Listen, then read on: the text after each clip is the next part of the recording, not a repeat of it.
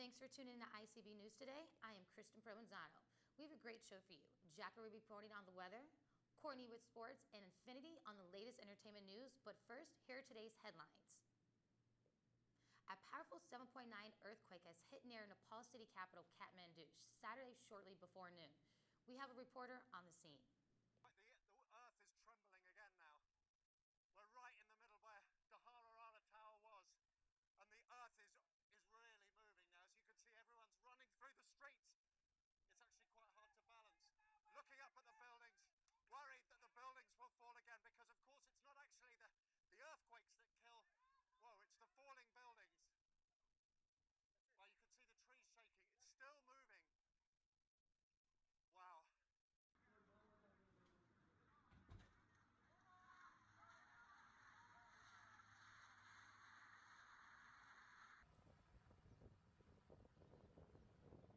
More than 8,000 people have been killed. Officials in Nepal said most of the deaths occurred in Kathmandu and the surrounding valley.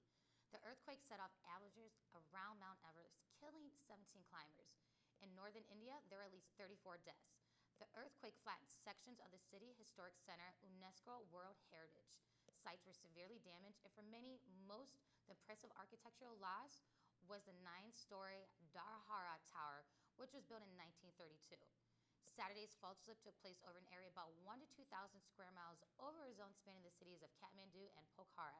A part of India slid about 1 to 10 feet northwards and underneath Nepal in a matter of seconds.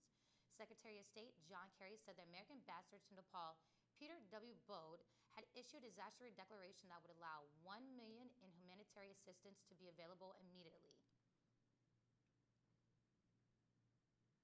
What started out as a peaceful protest turned into an all-out violent war in the city of Baltimore just hours after Freddie Gray's funeral.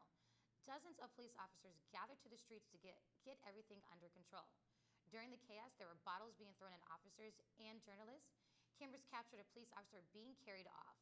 WJLA's helicopter recorded people destroying a police car.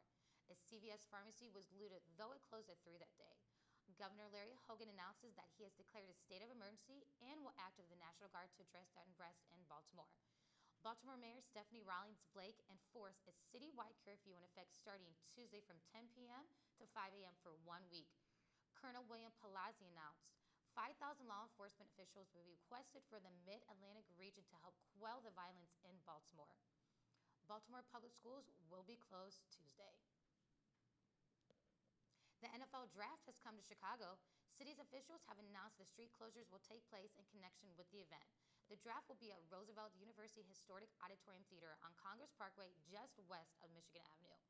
Traffic for the event will be affected because of street closures from the city's Office of Emergency Management and Communications. If you're traveling, you should allow extra time for yourself because of expected delays. Consider alternate routes and use public transportation to get around during the event, which include outdoor events for the first time. In addition, there will be lane reductions or temporary sidewalk closures to ensure the safety of motorists, and there will be special no parking zones marked with signs in the Grand Park area for the event, and vehicles will be towed. This is an historic event for the city, marking the first time it has been here since 1963. It's the first time in 51 years that the draft has not been in New York City, according to the NFL. Stay tuned for more information about this upcoming event with Courtney. The 2016 presidential election campaign has begun. Predictably, Hillary Clinton will seek the Democratic Party candidacy.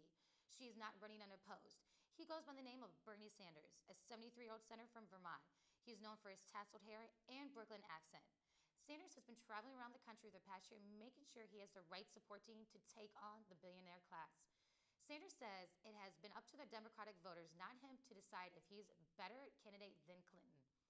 Charles Chamberlain, Executive Director of Democracy for America, has said, Bernie is a fantastic leader who has a huge track record in fighting against income equality. He is a needed voice in the primary. We are excited he's running. Sanders knows he faces an uphill battle against Hillary Clinton, but he believes he can win by reaching out to overworked, underpaid Americans who are anxious for change. Sanders stated, it probably would not be a good idea for people to underestimate me. There's a new smartphone app that will make international traveling at Chicago O'Hare Airport a whole lot easier. The free mobile passport control app was developed for U.S. Customs and Border Protection. This app will allow travelers to plug in their passport information and submit customs declaration forms before arrival. Travelers will be able to go to designated lines at passport control and show the custom officer a barcode or receipt on their phone or tablet. Airports in Atlanta, Miami, and Seattle have been integrated this system. International passenger traffic has increased nearly 5% since last year at O'Hare. Android and iPhone users can download this app from the Google Play Store or the Apple App Store.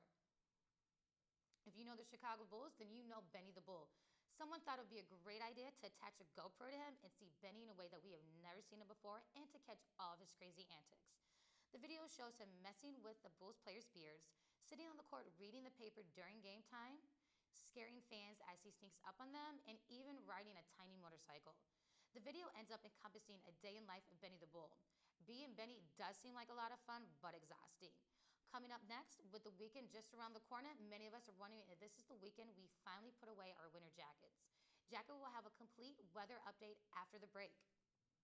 On the first page of a